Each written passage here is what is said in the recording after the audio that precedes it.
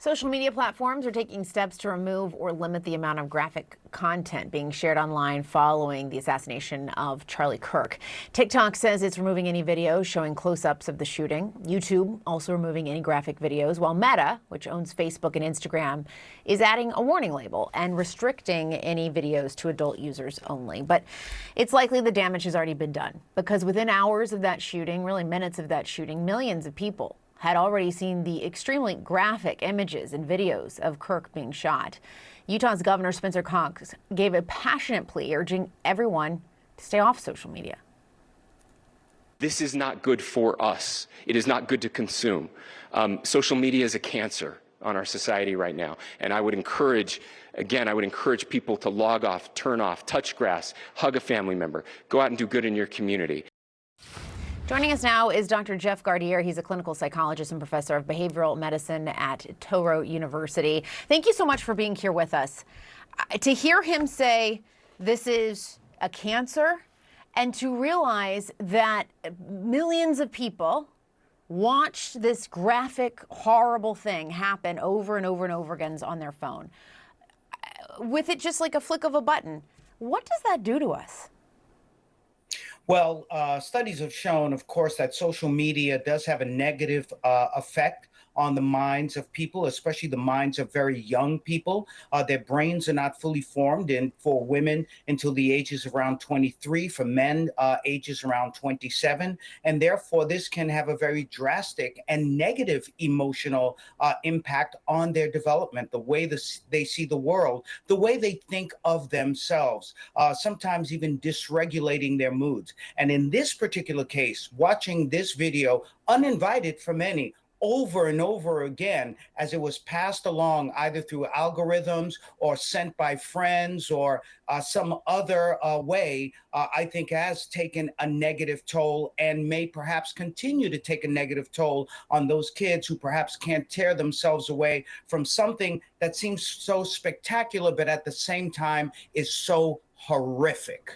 It's not even just kids. It's the idea that as human beings, we are watching the assassination and violent death of another person right on our phones. And look, you think back to President Kennedy's assassination and the Zapruder film and that grainy footage, that was not on a loop. People weren't watching that on a loop on their phones. This is different. And the world we live in now is different, and it is hard to think that as human beings, as a collective society, that's good for us.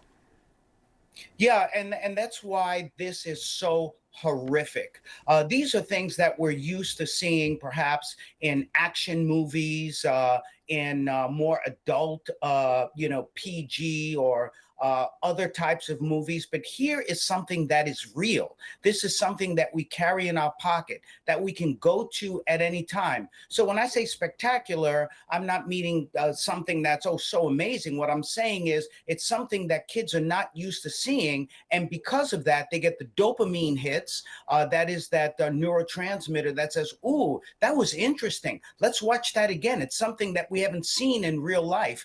And because of that lure, it becomes even more difficult sometimes for kids to put that down. It lowers their tolerance for seeing these sorts of things, and it does impact their behaviors, their personalities, and how they view the world, usually in a very negative, maybe sometimes an even hopeless way. This is something that, as parents, we have to tell them, put down the phones, as we've heard from others. Maybe people should put down the phones too, is what I'm saying. Like adults don't need to be watching this.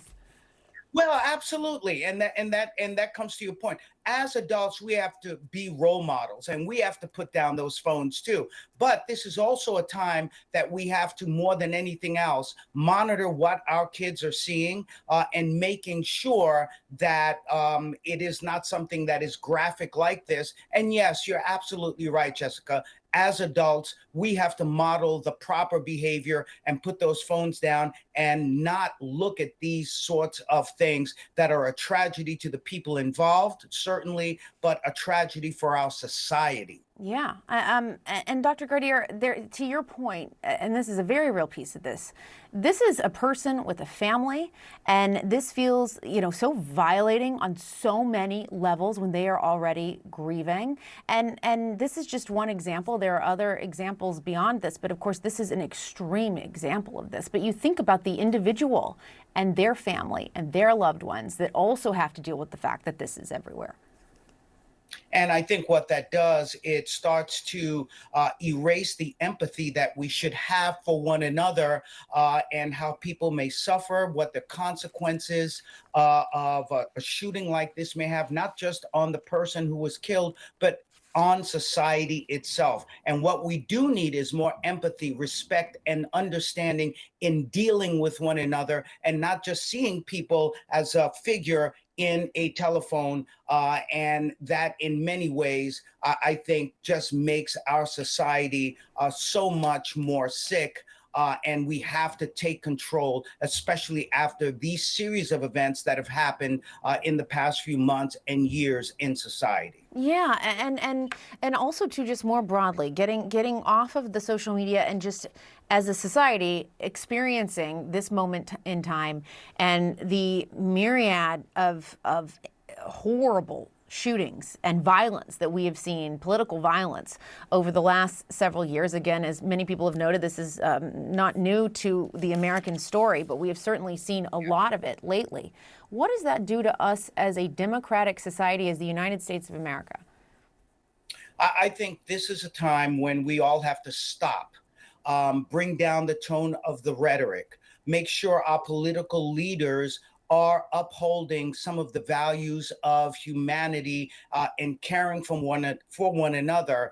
But more than anything else, this is a time for us to understand that respect is the most important thing that we can have for one another. We can agree to disagree, but the most important thing is we have to find common ground. All right, Dr. Jeff Gardier, thank you so much for being here. We really appreciate it.